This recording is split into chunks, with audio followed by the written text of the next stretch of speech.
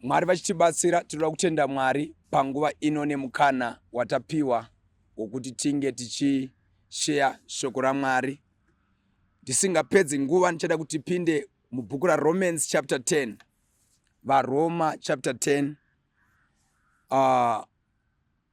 Ndi Paulo ari kunyora tsamba ku church yanga iri ku Rome.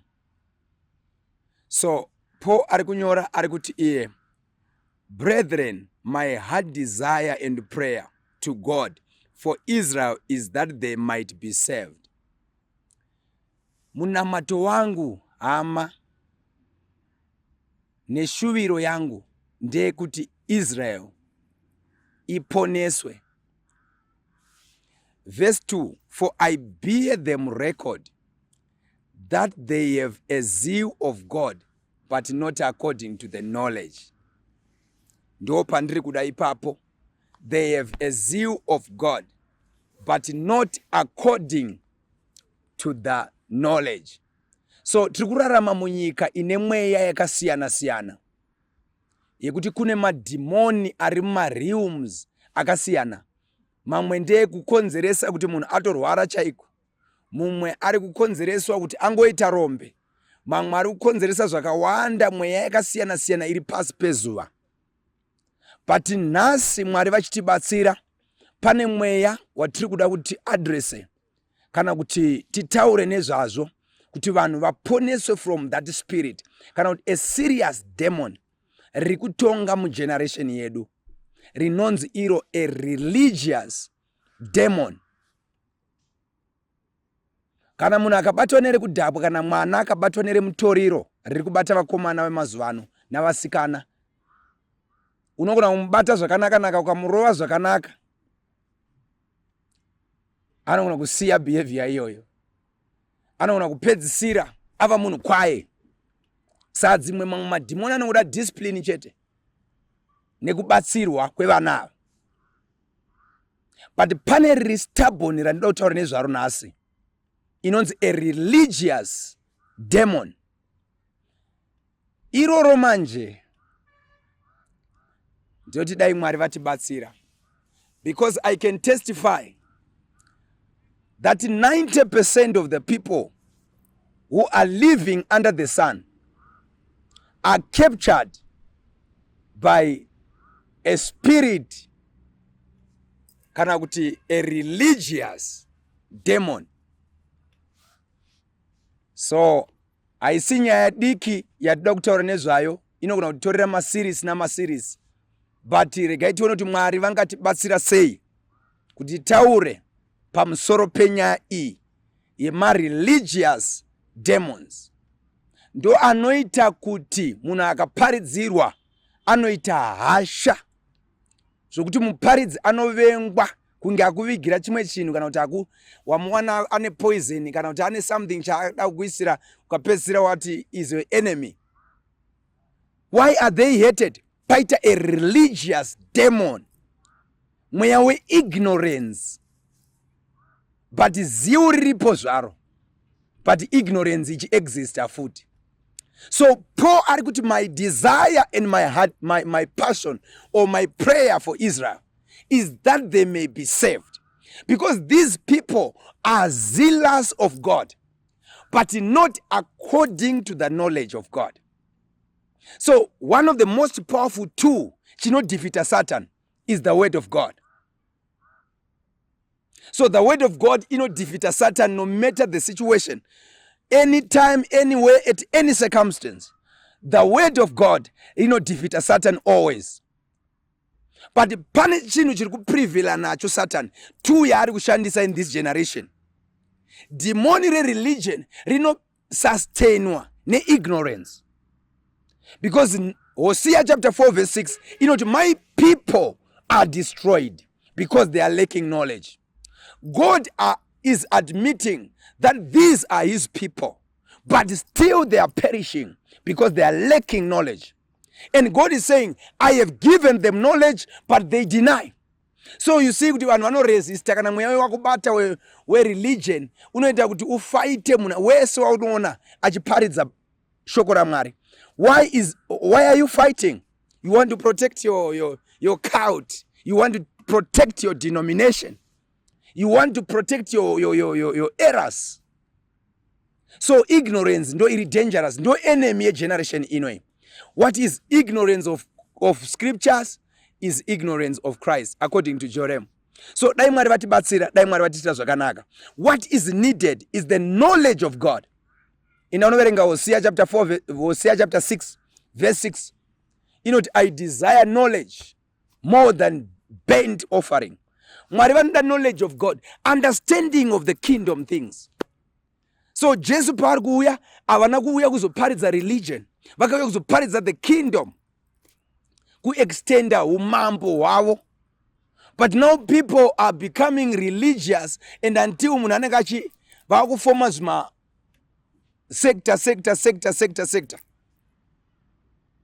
kuti vaite advocate for their religion. But ndauya kuzoti aiwa, let's go back to the kingdom of God. And when you pray, say, our Father who art in heaven, hallowed be thy name, thy kingdom come. Thy kingdom come. Mambo wenyu ngauye Mwari. That means Mwari vane vava king woupenyu hwedu. Vanhu vanoda Jesus as the savior, as the redeemer, as the healer, but they don't want him as the Lord. Kuva Lord zvinorevei ownership, muridzi, mambo vedu, mambo vanotiudzira zvokuita. So hatigoni kuva nekingdom ka tisina king.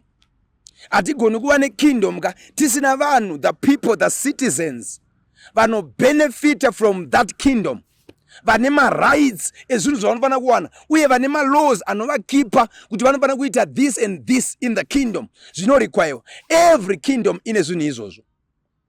So when you pray, say, let thy kingdom come, thy will be done on earth as it is in heaven. So we are living in a world where the people are captured by a religious spirit. But because we are determined, let me tell you, we are determined. I was listening to Benjamin, the president of Israel there, who was saying, we are not going to rest until we rescue the last person who is captured by Hamas. And let me tell you, we are not going to rest until we rescue the last person who is captured by these systems, the religious demon. So demoni iri charakaipira, rega ndikutaurire, rinotokupa yako yokuenda. Kutozoda iwa munayo ere, aiwa siri vemachechi katinonamata, vemachechi sikai vemachechi, makutoremekedzwa muri vanhu vechechi. Kamuri panzvimbo memutonza aiwa mufundisi chichichi. Iri demoni rakakubata religion. Toisa musoro paside makautsveta zvakanaka, but the truth pasina. Ndosika Paul ati iye, they are zealous of God, but not according to the knowledge of God. So ingori nyaya yespeed chete, but chechi zikamwa pana Mwari apana. Dai Mwari vatitira zvakanaka. So Paul arikuti, my prayer and desire that they should be saved. And that's my prayer for our country. That's my prayer for Africa. That's my prayer for the whole world. That they may see God. That they may be delivered from this religious spirit. So operate same way auyu. Regai Mwari vatibatsire. Tikwanise kuona kuti mweya uyu operate sei. Uye munhu anga rwirwa sei from this demon religion. So rega ndikutaurire chimwe chinhu chandingada kukuudza ndechekuti the Bible says vanomunamata mumweya nomuzokwadi. Avamunamati nestandard yechechi. Avamunamati zvakasiyana, because vanhu vazara nemastandards akasiyana siyana. But vanomunamata in the spirit and in the truth. Ndo pari kuwanikwa Mwari. But this demon manje haridi kuziva izvozvo. Rimwe yacho vanhu vanoda kungoadvocate for the spirit and they don't want the truth. But dai Mwari vatibatsira vatikomborera tagona kurwirwa kubva kumweya uyu. Isaiah achiona mweya uyu negeneration ino anoti vakadzi vanomwe vachaungana pamurume umwe vachiti tichadya zvekudya zvedu, tichapfeka zvekupfeka zvedu, but chatiri kuda kudanwa nezita rako. And these women vari kurepresent the churches around Christ, but vasingadi kunzwa zvekudya ndezvedu, zvekupfeka ndezvedu. But what we just want to hear from you, toda nemu chete. Ndo weudhi yatararama mairi yekuti maane confusion until munhu achazivi ndoteera zvipi. Because hatigoni kuti machechi ese nekuzara kwaaita, there are thousands and thousands of churches with different doctrines, and we are claiming to have one master. No, we are not worshiping one God. If we were worshiping one God, tingadai tichiterera one, tiri mu one kingdom, tingadai takapuwa maybe constitution yatinoteera iri one. Saka munhu wese aingozoti I have to submit myself to the constitution. So dai Mwari vatiitira zvakanaka. That's why the Bible is saying my people are destroyed because they are lacking knowledge.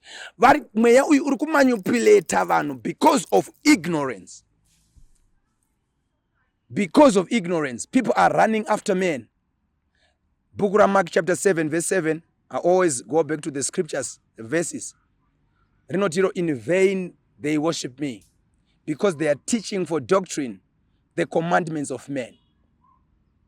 So unaona munhu achinzi ari kunamata mahara, ari kunamata pasina, kureva kuti vakakeptwa nerimwe dhimoniso rekuti harina kana haatomborina basa nazvo kuti ndawana mari dzautsere, ndawana testimony here, minduro yapapindurwa here, kungonzi tiri kuenda ndokwatakakurira, ndokwatakaberekerwa, life iri kuchinja here, pane zviri kuitika here, hapana chiri kuchinja. You are a victim of demons, but uri kuclaima kuti uri kunamata Mwari mupenyu. Dai Mwari vatiitira zvakanaka. Mwari wedu ndeve minanava, bvunza Gideon. Anokuudza kuti if God be with us, where are the miracles? Where are the results? Then kwozotiwo kune results kwacho, kune kuri kuitawo results, but still ignorance dzemascriptures. Vanoona scripture, but scripture vanoribypassa.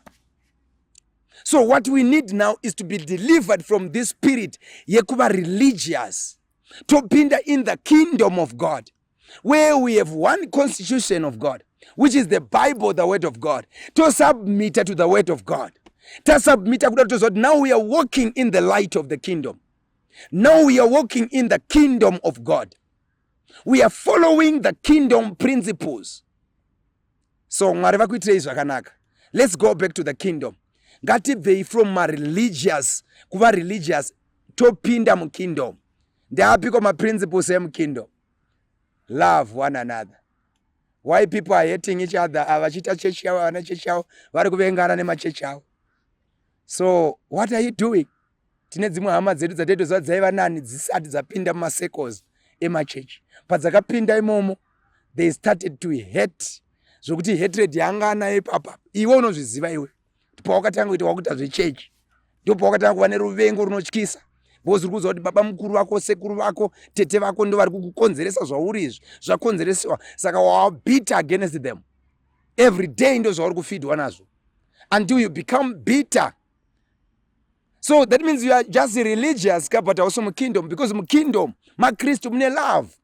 Bible, Jesus says, if you love one another, they shall know that you are my disciples. So mu kingdom ma Kristu mune rudo. Say what kind of religion yauri mairi yekuti you hate a certain person. Iwo unozviziva menyu kuti munhu akabuda muchechi menyu munomupersecute zviri serious. Kana zvamuri kuita zviri zvaMwari, why are you hating those people?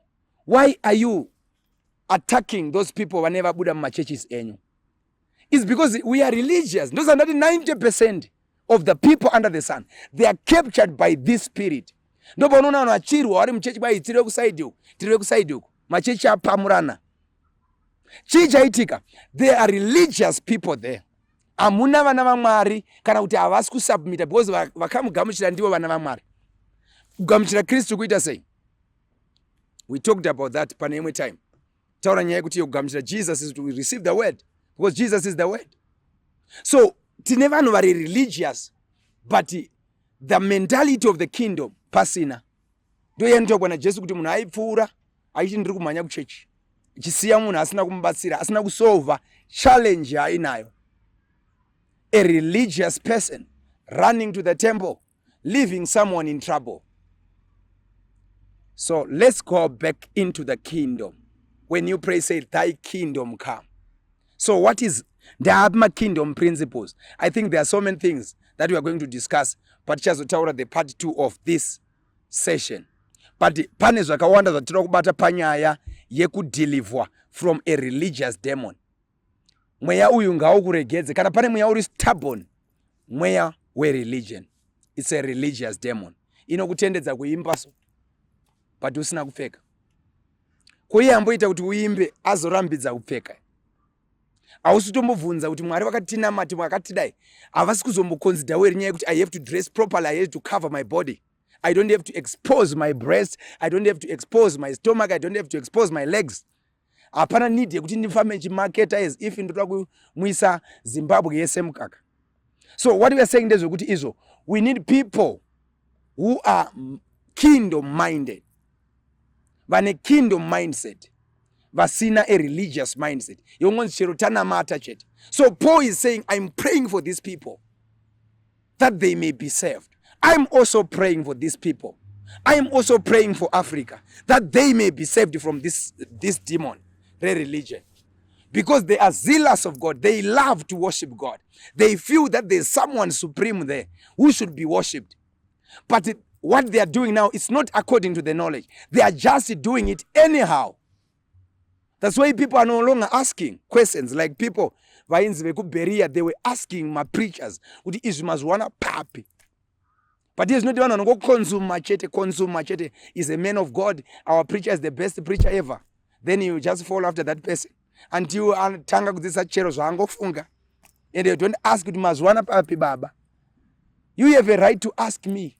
Hey, unonditsvaka pa number zangu. And then you ask me whatever question that if you want me to come wherever, what on do we church kwenyu or whatever kumba, we can just come and answer for whatever I'm saying here. Because I know that I'm speaking the word of God. Because my words have value. My words, pamberi pangwari, they are nothing and useless. But God, let only my word be true. So chunchega chinofana kusara chiri an absolute is the word of God. Not my ideas of men. No matter vanhu vanoratidzika zvinengei, no matter vanhu vanoratidzika kunge vane wisdom, vari educated, whatever.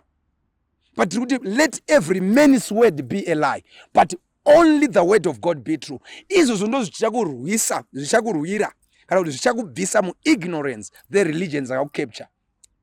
Kuti uve ne freedom in Christ. Dai Mwari vatibatsira.